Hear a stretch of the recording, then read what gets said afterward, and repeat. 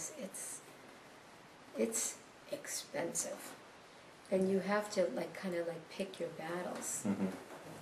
You know, as it sounds like in all of it you've had to pick your battles. Yeah, so it's do you want to just zone them out all day and have them zoned out all day, or do you want to kind of let nature take its course and see? I mean, I'm fortunate that Josh, he's not violent, he's not throwing things, his personality hasn't really changed. If it's, he's happy. He's happy. Which is, when people have those smashings in the car, with their frontal lobe and their personalities change. They get angry and they're throwing things and they're totally unmanageable. I'm very happy. You're very happy, which I'm thankful for. I'm very thankful. That's a blessing. Should remind us? So, and there's a lot of opportunists out there too. People that just, I can do this and I can do that. Right. And snake oil salesman. Right. And you have to just decide. You just do your best. No, leave it in there, Joshy. Okay. This is your book. So if you go back to the day, that you got the phone call, your son's in the hospital, kind of a thing. Yeah. Can you kind of walk me through the mom thought process there? Because as a dad, I know how I would handle it, but yeah, well, or hope I would handle it. I flew into Tucson because a couple of days before the injury, Josh had gotten a DUI. So you got a DUI. Okay. And Josh, before the injury, was really on a path of destruction. I will say this. He was taking, popping pills. Yeah, Xanax for some reason was his thing. And then booze combined with the Xanax. And it was really, it was awful. I know. It was awful because, and he told me this when he was in high school. Josh told me, he said, Mom, I like to drink and to get drunk. He said, I like to drink to get drunk. So we'll blame Jerry for that. You have your father's genes on that one. I mean, I like to drink wine, and I like wine with food. I like to relax, but I like to be in control. But anyway, so Josh was really on the path of destruction, which was awful. It was not good at all, really. And he was gambling, and so he got the DUI, and you had to. He got the DUI, and then had a conversation with them, or. That's how this is right. What? The health dismissed, right? Yes, we got the DUI dismissed. Only because you were in a coma. So much, but. So you couldn't even, But defend yourself. But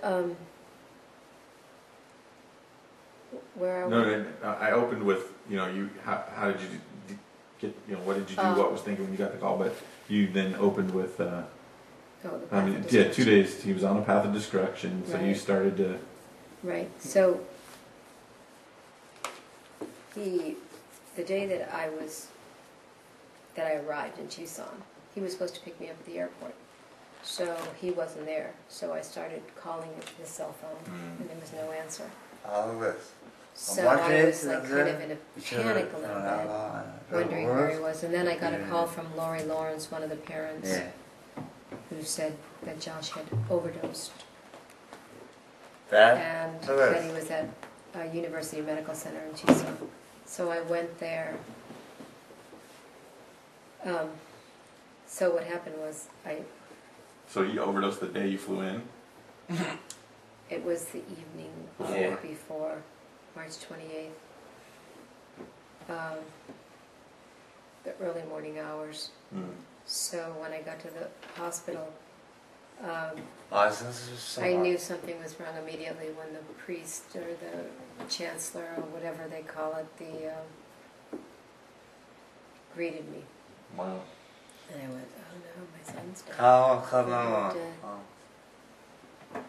And do it.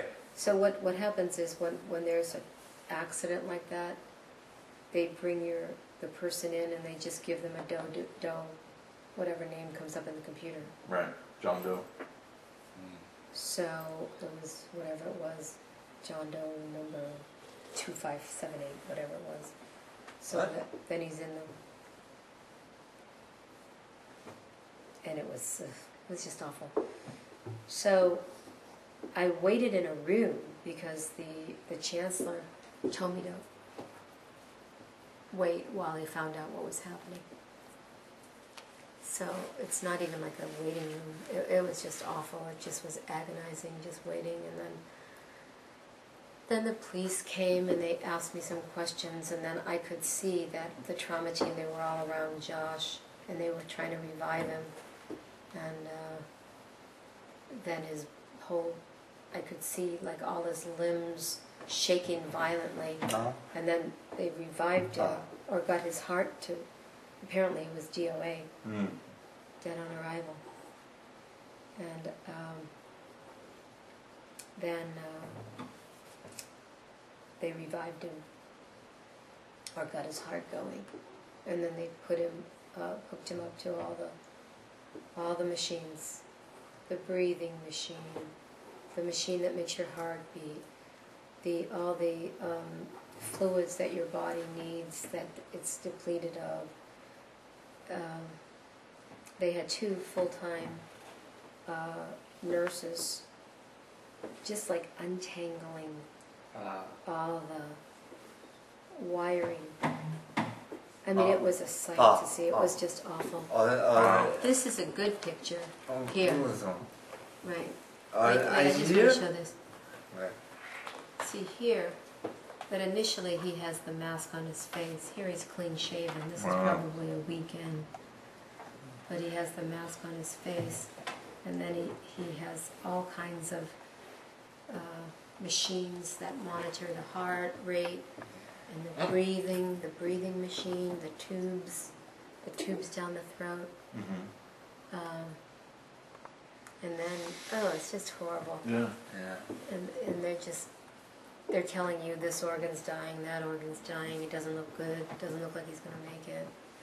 Wow. But he made it. He did, and lucky for us. Lucky for you. And it's cheer and it's red. I'm happy. You're happy. Yeah.